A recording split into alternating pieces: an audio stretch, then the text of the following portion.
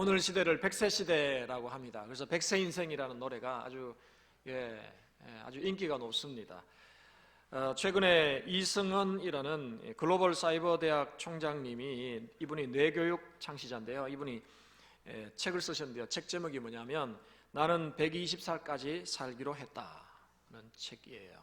근데 이 책이 얼마나 유명한가 하면, 이 책이 영어로 번역이 됐는데 세계 최고 온라인 서점이죠, 아마존닷컴의 베스트셀러 1위가 됐어요. 한국 사람이 책 써서 1위 된 것이 참 드문데, 이분이 책을 썼는데 저기 나오잖아요.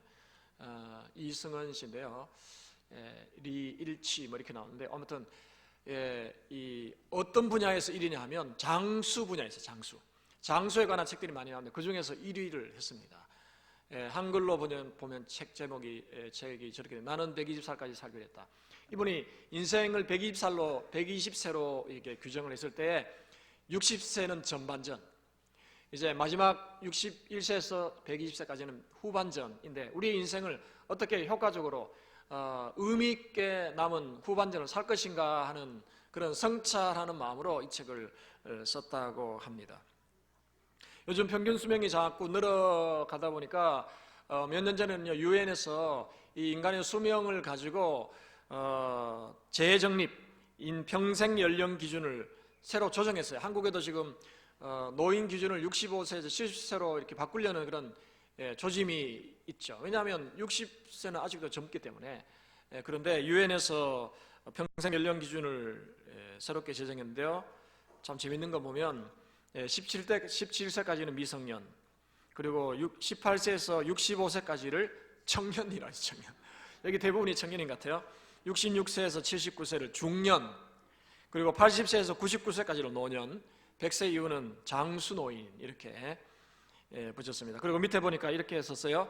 당신은 이 중 어디에 해당되시나요? 우리의 몸과 마음은 우리가 생각하는 것보다 훨씬 젊습니다. 무엇이든지 시작하고 도전할 수 있는 나이, 바로 지금입니다. 아멘? 아멘이죠. 참 놀랍습니다. 우리의 인생 참 우리가 잘 살아야 되겠죠. 이제 나이 평균 수명이 길어지다 보니까 우리가 남은 생애를 어떻게 살 것인가, 이것을 참 잘 고민해 봐야 되지 않겠습니까? 근데요, 오래 사는 것만이 능사가 아니죠. 어떻게 사느냐 하는 것이 훨씬 더 중요하지 않겠습니까?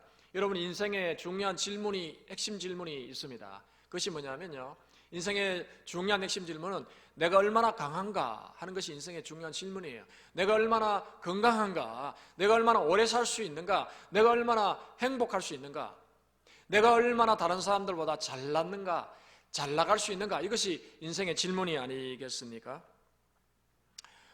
어릴 때 명절을 맞으면요, 어른들이 자꾸 키재기를 해보라 하더라고요. 저는 어릴 때 키가 참 작았어요. 그래서 별명이 땅콩인데, 땅콩 아시죠?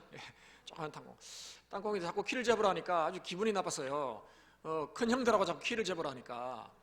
그것도 모자라가지고 남자애들 막 팔씨름을 해버려요. 팔씨름. 키도 작은데 몸집도 작은데 자꾸 팔씨름만 하니까요, 하면 지잖아요. 하면 해서 이기면 기분이 좋은데, 지는데 맨날 키 재라 팔씨름이나 하니까요, 그 크나보니까 그렇게 밉더라고요. 선의의 경쟁이죠. 아이들이 건강하게 자라도록 그렇게 말하는 건 참 좋은데, 어린 시절에는요, 그게 마음의 상처가 되더라고요. 우리 성도들도 그렇죠. 신앙생활 하면서 나보다, 저 사람보다 내가 좀 더 봉사를 많이 하는 것 같아, 그러면서 위안을 받기도 하고, 내가 저 사람보다는 좀 헌금을 많이 하는 것 같아, 내가 저 사람보다는 좀 미모가 좀 괜찮은 것 같아, 뭐 이런 자꾸 비교의식을 통해서 내가 그래도 상대적으로 괜찮다는 그런 의식을 가지기도 합니다. 어떤 분은요, 맨날 주일에 지각을 해요. 예배 시간이 딱 지나도 그때 들어오는 거예요. 그때마다 주위를 살펴봅니다. 나보다 더 늦는 분이 없는가? 혹시나 중직이 나보다 더 늦으면요, 마음에 위안을 삼아요. 아유, 저분도 늦으시네, 나는 괜찮네, 이렇게 생각할 때가 참 많습니다.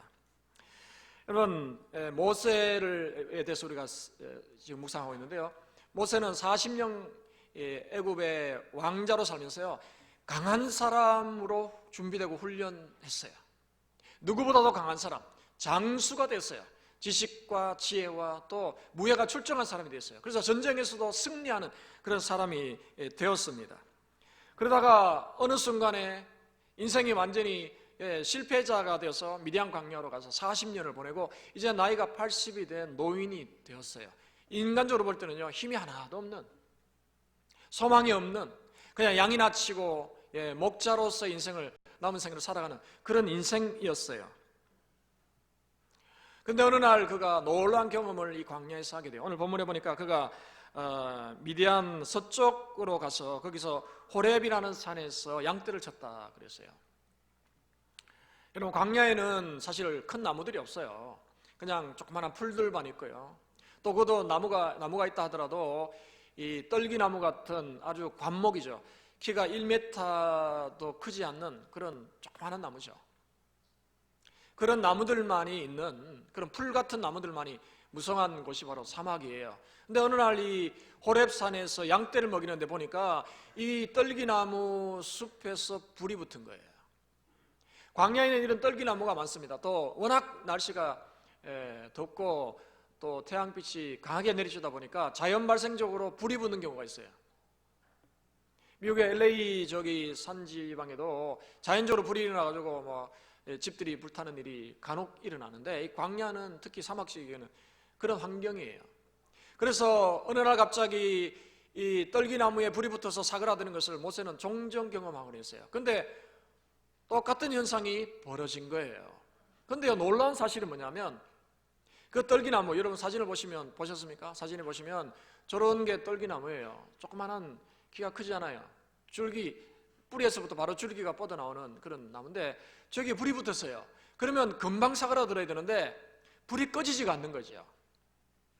아마도 저 불은 보통 이 모세가 보았던 것처럼 불이 활활 타오르고 따닥따닥 소리가 나고 또 연기가 나야 되는데, 그날 그가 본 떨기나무의 불꽃은요, 불꽃은 환하게 피어있는데 꺼지지가 않을 뿐 아니라 연기도 안 나고 또 타는 소리조차 나지 않는 거예요.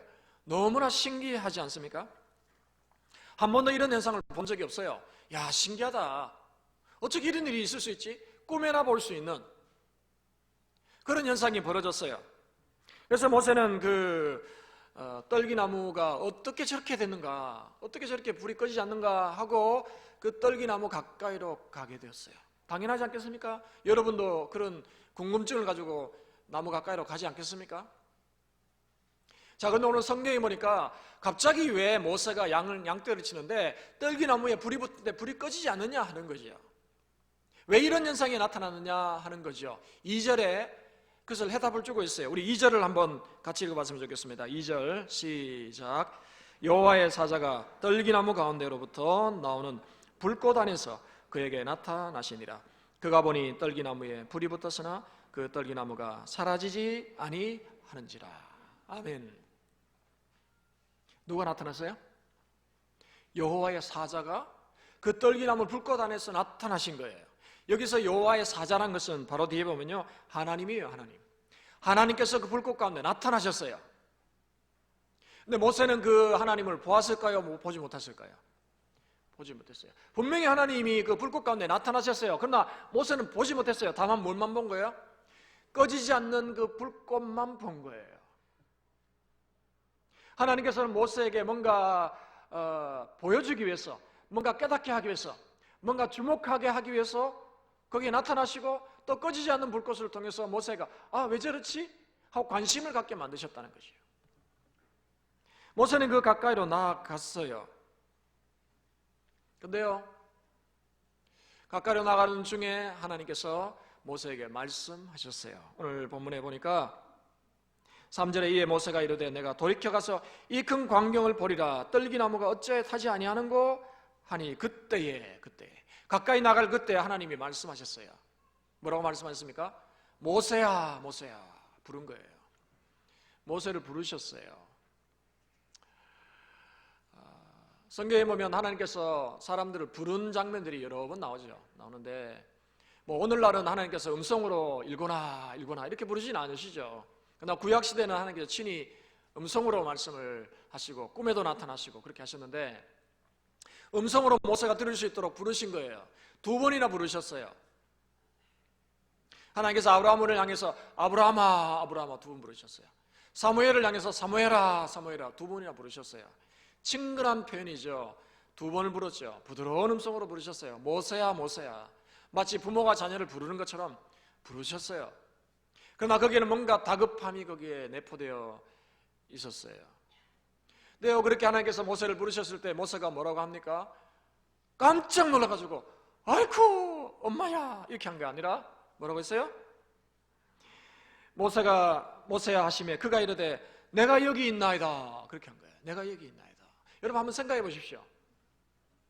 광야 40년을 살면서 성경에는 모세가 하나님을 만났다는 기록이 전혀 없어요.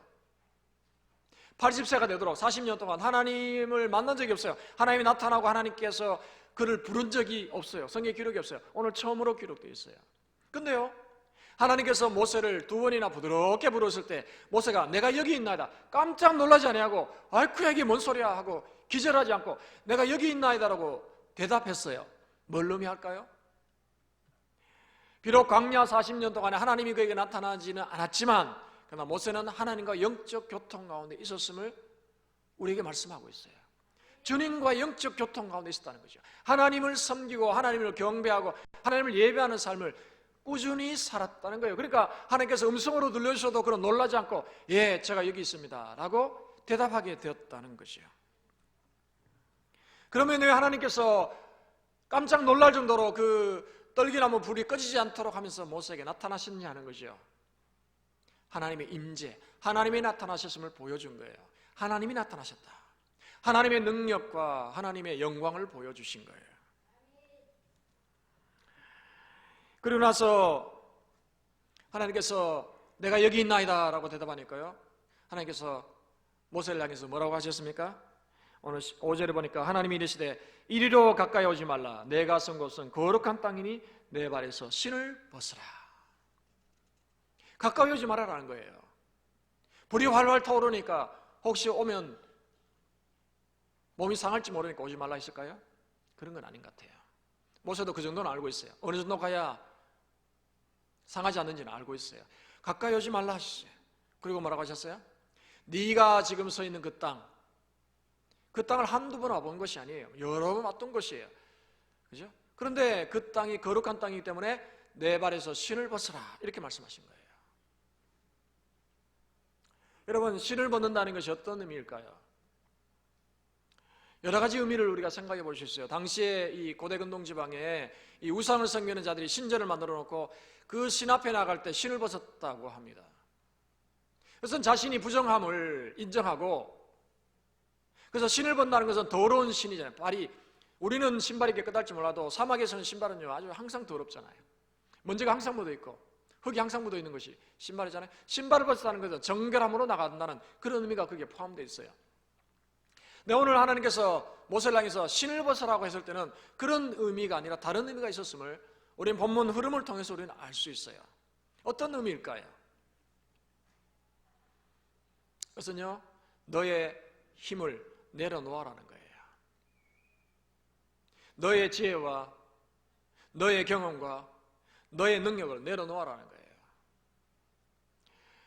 모세는 광야 40년 동안 이것을 내려놓는 훈련을 받았어요. 지난주 말씀을 우리가 들은 것처럼 광야 학교에 입학해가지고 그는 40년간 낮추시는 하나님의 그 낮추심의 삶을 살았어요. 얼마나 힘들었어요. 왕궁에서 그렇게 화려하게 살다가 광야에 와서 매일 하는 것이 양떼를 돌보는 일, 정말 괴롭지 않습니까? 그런 삶을 40년 살았어요. 이제 정치적인 그런 생각도 다 내려놓고, 과거에는 그래도 꿈을 꾸면 왕국에서 행복하게 살던 때를 꿈으로 나왔지만 이제는 꿈을 꿔도 양을 치는 그런 꿈을 꾸는 완전히 그냥 양떼를 치는 목자로 완전히 변신했어요. 인내와 또 돌봄의 그런 삶을 늘 살아가는 그런 사람이었어요. 이제 더 이상 내려놓을 것이 없는 사람이에요. 이제 야망도 없어요. 꿈도 없어요. 나이가 80살이 되었어요. 이제 손주들 보면서, 손주들 재롱 보면서 사는 그런 나이가 됐어요. 근데 하나님께서 그의 앞에서 신을 벗으라고 말씀하시는 거예요. 어떤 의미입니까? 더 이상 내려놓을 것이 없는 모세를 향해서 그 남은 신발까지도 벗으라는 거예요. 모세가 신고 있던 신발은요, 가죽으로 된 신발이 아니었겠습니까? 양의 가죽을 잘라서 만든 신발 얼마나 굽이 높겠어요? 아마도 1cm도 되지 않는 이 두께가, 그런 얇은 가죽신을 신고 그 뜨거운 광야를 헤집고 다니던 그런 사람 아니겠습니까? 그런데 하나님께서 그것마저도 벗으라라고 하는 거예요. 이 말씀 한마디로 하나님께서는요, 모세가 얼마나 무능한지, 얼마나 연약한지를 깨닫게 하신 거예요. 모세는 지금 무능함을 인정하고 있어요. 아유, 저는 무능합니다. 저는 이제 힘도 없습니다. 야망도 없습니다. 소망도 없고요. 그냥 이렇게 건강히 살다가 죽는 게 제 꿈입니다. 아마 그런 생각을 가지고 있을지 몰라요. 근데 하나님께서 신발을 벗으라는 거예요. 꺼지지 않는 그 떨기나무 불꽃을 통해서 하나님께서는 하나님의 능력과 하나님의 영광을 보여주셨어요. 사람이 그렇게 할 수 있습니까? 할 수 없잖아요. 하나님만이 할 수 있는 거예요. 꺼지지 않는 거예요. 하나님은 하나님의 능력으로 그렇게 하신 거예요. 그 앞에서 모세를 향해서 하나님께서 말씀하신 것이 신발을 벗으라 라고 말씀하신 거죠. 완전한 굴복을 요구하시는 거예요. 40년 그런 훈련 받았지만 하나님은 마지막 한 번 더 그에게 요구하시는 거예요. 신발을 벗으라는 거예요. 하나님께서는 이 한마디 말씀으로 모세의 약함과 무능함을 이해시키는데요, 시간을 많이 보내지 않았어요. 한마디로 끝냈어요. 모세야, 너 지금까지 훈련 받았지? 잘했어. 근데 한 가지 남아있어. 그게 뭔지 알아? 너 신발까지 벗어. 신발까지 벗어. 그가 의지하던 유일한 도구, 신발까지. 지팡이와 신발 아니겠습니까? 그까지 내려놓으라는 거예요. 반면에 하나님의 능력이 얼마나 무궁한가 하는 것을 이제 깨닫게 하시기를 원하신 거예요. 우리는 그렇게 생각합니다. 모세가 얼마나 이제 잘 준비되어서 그가 이 200만이나 더 되는 이스라엘 백성들을 구원할 수 있는 그런 준비가 되어 있는가, 인격적으로 또 어떤 여러 가지 면에서 그가 얼마나 잘 준비되어 있는가, 그렇게 생각할지 몰라요. 근데 오늘 하나님께서는 그렇게 말씀하지 않았어요. 그에게 네가 정말 40년간 훈련 잘 받았으니까 내가 증 하나 줄게, 지도자 자격증 하나 줄게, 그렇게 한 적이 없어요. 그의 어깨를 두드려 준 적도 없어요. 그가 하신 말씀은 뭐예요? 신발까지 벗으라고 요구하셨어요. 어떻게 보면 너무 하신 건다는 생각이 들 정도로 하나님께서 그렇게 말씀하신 거예요. 그리고 나서 하나님께서는 자신의 정체를 드러내셨어요. 정체. 나는 내가 누구인지 아냐? 라고 하시면서 6절에 보니까 또 이르시되 나는 내 조상의 하나님이니 아브라함의 하나님, 이삭의 하나님, 야곱의 하나님이니 라고 하셨어요. 모세는 하나님을 알고 있었어요. 하나님 믿고 있었어요. 하나님을 섬기는 자였어요. 근데 그 불꽃 가운데 나타나신 하나님께서 자신을 소개하기를 나는 너희들의 조상의 하나님이고 아브라함의 하나님, 이삭의 하나님, 야곱의 하나님이야. 조상들의 하나님, 약속을 주시고 약속을 성취하시는 하나님으로 지금 자신을 소개하고 있는 거예요. 모세는 그 불꽃을 보면서 깜짝 놀랐는데, 아니 어떻게 이런 일이 일어날지? 하나님이 하셨구나. 야, 역시 하나님이 저렇게 할 수 있구나. 그렇게 하나님의 능력을 인정하는데요, 하나님이 말씀하시기를 나는 아브라함의 하나님, 이삭의 하나님, 야곱의 하나님이라고 말씀하실 때요, 그는 신발만 벗은 것이 아니라 오늘 6절에 보니까 모세가 하나님 배웠기를 두려워하여 얼굴을 가렸다 그랬어요. 하나님 앞에서요 완전히 초죽음이 되어버린 거예요. 신발만 벗은 것이 아니라 완전히 얼굴을 가려버렸어요. 너무나 두려웠어. 하나님은 그런 능력의 하나님, 전지전능 하나님 하신 하나님, 이 우주 만물을 창조하신 하나님이시기 때문에 그런 그 앞에서 옴짝달싹하지 못한 그런 처지가 되어버린 거예요. 그때 하나님께서 자신을 소개하고 나서 모세에게 자신이 왜 모세에게 나타났는지를 지금 그 이유를 설명하고 계세요. 7절에서 8절에서 그 이유를 설명하고 있어요. 그 이유가 뭘까요? 하나님께서 왜 모세에게 나타나셨을까요? 우리 7절을 우리 한번 읽었으면 좋겠습니다. 7절을 같이 읽어봅니다. 시작. 여호와께서 이르시되 내가 애굽에 있는 내 백성의 고통을 분명히 보고 그들의 감독자로 말미암아 부르짖음을 듣고 그 근심을 알고. 아멘. 하나님께서 모세에게 나타나신 이유가 7절 8절에 나타나는데, 그것은 뭐냐니까 하나님께서 이 모세에게 애굽에서 종살이하고 있는 고통당하는 이 이스라엘 백성들을 구원하기 위한 계획을 가지고 계시다는 것을, 그리고 구체적으로 어떻게 하나님께서 그 백성들을 구출해내실까? 구출해내서 젖과 꿀이 흐르는 가나안 땅, 약속의 땅, 아브라함에게 약속하신 그 약속의 땅으로 들어가게 하실 것인가 하는 구체적인 방법까지도 모세에게 알려주시기 위해서 나타나신 거예요. 쉽게 말하면 하나님께서 구원자로 나타나신 거예요. 내가 네가 지금 생각하고 있는 그 동족, 고통당하는 동족 때문에 내가 마음 한구 속에 늘 그런 마음이 아프지 않냐? 근데 내가 그 너희들의 조상인 내가 너희의 그 백성들을 내가 구원하겠다. 그리고 구체적으로 어떻게 구원할지 방법까지도 가지고 계신 하나님께서 모세에게 나타나셔서 그것을 알리신 거예요. 여기 7절에 보면 동사가 3개가 나와요. 3개. 동사가 3개 나오는데 여기 보면 하나 여호와께서 이르시되 내가 애굽에 있는 내 백성의 고통을 분명히 보고 그리고 듣고 그리고 알았다. 이 동사가 3개 나와요. 주어가요 모두 하나님이에요. 내가예요. 내가. 하나님이 직접 그들이 얼마나 고통당하는지를 눈으로 보고 귀로 듣고 또 알았다고 말씀하고 있어요. 여기 알았다는 동사는 어떤 의미냐면요, 그냥 지식적으로 아는 것이 아니라, 보고 듣고 아는 것이 아니라 직접 체험하면서 안다는 그런 의미예요. 원어의 의미가. 그러니까 이스라엘 백성들이 고통당하는 것은요, 하나님이 직접 고통당하는 것이랑 똑같다는 거죠. 마치 어린아기를 키우는 어머니가 아이가 감기가 들고 또 몸이 아파서 징징대고 아파하고 밤잠 자지 못하고 열이 펄펄 끓어오를 때에 지식적으로 우리 아이가 아프구나 라고만 느낍니까? 그렇지 않잖아요. 아이의 아픔이 내 아픔으로 전달이 되는 것처럼 이 이스라엘 백성들의 고통을 하나님께서 안다는 그 의미는요, 그냥 지식적으로 아는 것이 아니라 하나님이 직접 체험하는 것처럼 그렇게 아신다는 거예요. 그래서 어떻게 하겠다는 거예요? 8절에 보니까 방법을 설명하고 있어요. 구원하는 방법이 뭡니까? 8절에 보니까 내가 내려가서, 주가 하나님이에요. 하나님이 보았고 하나님이 들었고 하나님이 아셨어요. 그래서 어떻게 합니까? 하나님이 직접 내가 내려가서 그들을 애굽인의 손에서 건져내고 그들을 그 땅에서 인도하여 아름답고 광대한 땅, 젖과 꿀이 흐르는 땅, 가나안 족속, 헷 족속, 아브리 족속, 브리지 족속, 히위 족속, 에부스 족속의 지방에 데려가려 하노라. 이게 동사가 4개가 나와요. 하나님이 친히 내려와서 또 그들을 애굽의 손에서 건져내고 그들을 그 땅에서 인도하여 마지막 젖과 꿀이 흐르는 그 가나안족, 여러 부족이 살고 있는 그 땅으로 이끌어 인도하리라. 하나님의 강한 의지를 보여주고 있는 거예요. 한 사람 구원하는 것도 힘들어요. 그러나 200만이나 더 되는 이 민족을요, 하나님이 직접 내려가서 그들을 이끌고 인도하여 가나안 땅으로 이끌어 가시겠다고 하나님께서 모세에게 말씀하시는 거예요. 얼마나 놀랍습니까? 놀라운 은혜예요. 모세가 그토록 원했던 자신의 동족을 구원하는 일을 하나님이 친히 하신대요. 얼마나 놀랍습니까? 감사한 일이죠. 그런데요, 그 다음 절에 보니까 뭐라고 합니까? 9절에 보니까 하나님께서 이렇게 갑자기 말을 바꾸세요. 내가 내려가서 내가 보았고 내가 들었고 내가 알고 내가 직접 내려가서 그들을 이끌고 가나안으로 내가 이끌어 들으리라 라고 하시면 하나님께서 갑자기 9절에 와서 이렇게 말씀하십니다.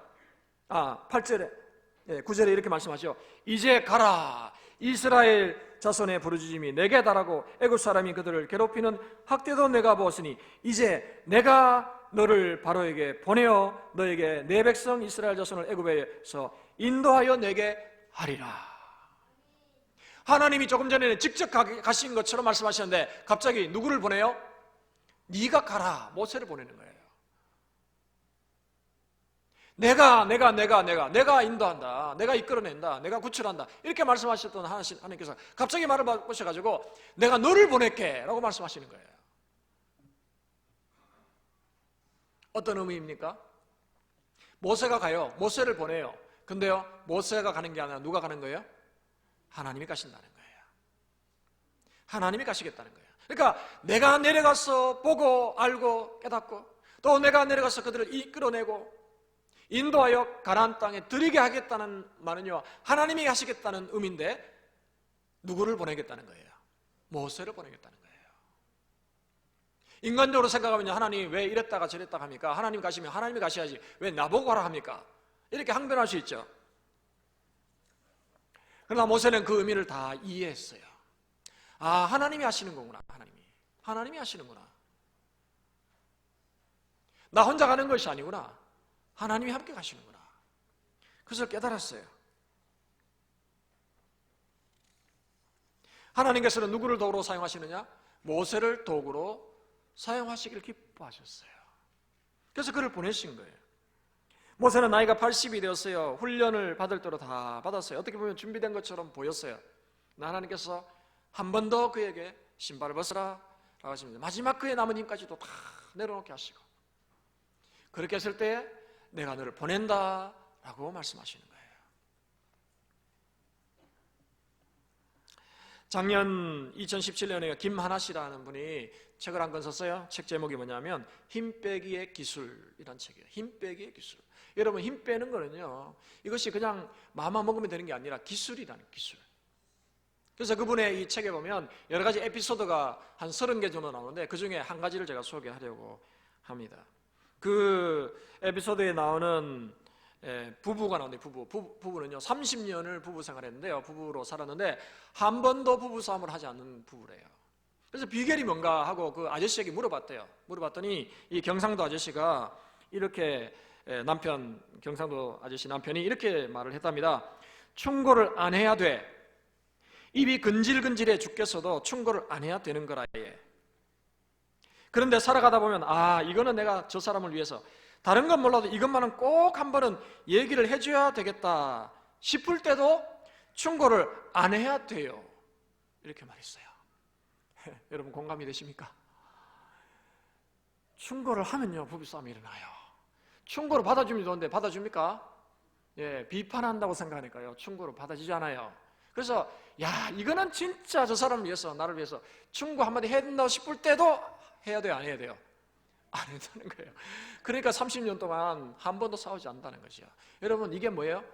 힘 빼는 거예요. 힘 빼는 거예요. 제가 여기 강북 성북 청소년 수련관에서 수영을 배우는데요, 초보자 수영하는데요, 배우는데요, 수영 코치가요 항상 하는 말이 뭡니까? 힘 좀 빼세요. 힘 좀 빼세요. 아니, 저는 힘 빼면 죽는데 그냥 힘을 막 어깨 힘을 줘야 이렇게 사는데 힘 빼라니까 이해가 안 됐어요. 근데 나중에 보니까 이게 기술이구나, 기술.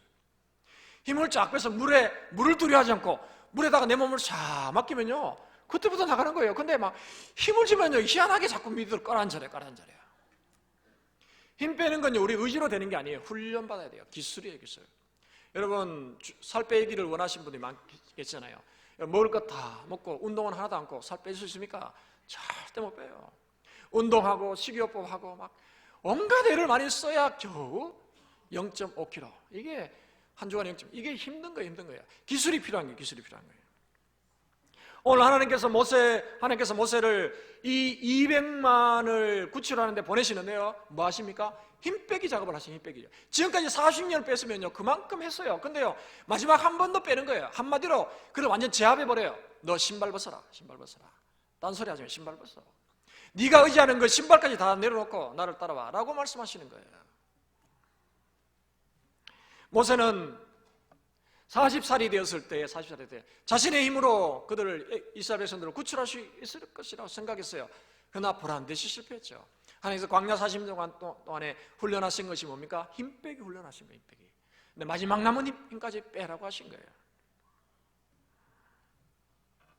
오늘 11절에 보니까 모세가 이제 내가 너를 보낸다라고 하실 때에 모세가 뭐라고 반응합니까? 11절에 보니까 모세가 하나님께 아뢰되 내가 누구이기에 바로에게 가며 이스라엘 자손을 애굽에서 인도하여 내리까?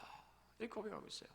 내가 누구에게 바로에게 가겠습니까? 내가 누구에게 저 이스라엘 백성들에게 가서 그들을 구출해 내겠습니까? 라고 이렇게 반응을 했어요.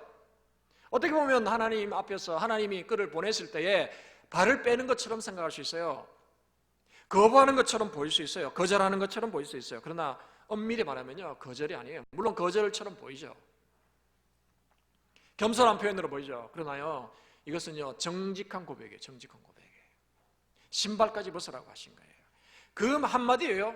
완전히 모세는요 넉다운 됐어요.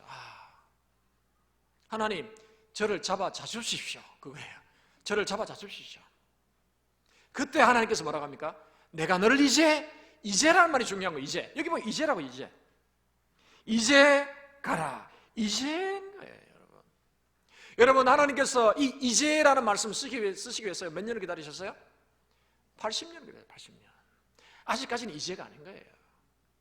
그러나 모든 것을 다 내놓고 신발까지 다 벗겨놓으니까 그때 하나님 뭐랍니까? 이제 가라 라고 하신 거예요. 그러니까 모세가 뭐라고 합니까? 하나님, 내가 누구 간데 바로에게 가며 내가 누구 간데 이스라엘 백성들을 구출해내니까 라고 말씀하고 있어요. 이것은요, 거부의 의미가 아니라 자신의 무능함을, 자신의 너무나 약함을 인정하는 그런 고백이에요. 고백. 아유 주님, 그렇죠, 제가 뭘 하겠습니까? 아유 저는 아무것도 못합니다. 하나님 저한테 신발까지 다 벗겨놓고 제가 뭘 하겠습니까?